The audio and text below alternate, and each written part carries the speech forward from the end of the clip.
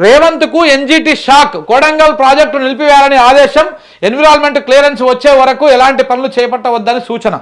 NGT అంటే ఒక రైతు పోయి ఎన్జీటీలో కేసు వేసిండంట. ఆ కేసు తోటి కొడంగల్ నారాయణపేట ప్రాజెక్టు ఆపేసిరంట. వాస్తవానికి కూడా అంటే దీన్ని ఆపడాన్ని ఎవరు కూడా సమర్థించడం లేదు.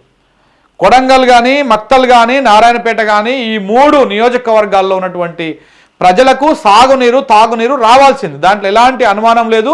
ఇట్లా ప్రాజెక్టులు ఆగిపోవడం వల్ల రేవంత్ రెడ్డికి షాక్ కాదు, అక్కడ ఆ 3 గ్రామాల ప్రజలకు షాక్ అవుతుంది. ఆ 3 నియోజకవర్గాల ప్రజలకు షాక్ అయినట్టు.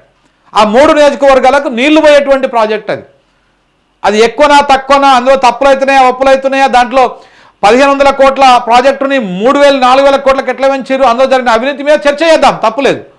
ఆ ప్రాజెక్టు కింద మునిగిపోతున్నటువంటి నిర్వాసితులకు, భూములు కోల్పోతున్నటువంటి రైతులకు న్యాయం చేయమని డిమాండ్ చేద్దాం, తప్పులేదు.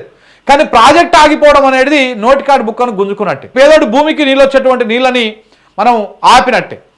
వాళ్ళకు న్యాయం చేసి ప్రాజెక్టు కట్టమని డిమాండ్ చేయాలి, తప్పులేదు. కానుగుర్తుకున్నప్పుడు కూడా ప్రజలు అదే చెప్పారు, మాకు మా భూములకు సరైన నష్టపరిహారం ఇచ్చి మీరు ప్రాజెక్ట్ కట్టుకోండి, నీళ్ళు వస్తాయి అంటే మాకేమో బాధ లేదు, మా గ్రామం పోయినా సరే ఇంకా 100 గ్రామాలు బాగుపడతాయంటే మేము సంతోషపడతాము, కానీ మా భూములు పోతున్నందుకు మాకు న్యాయం చేయండి.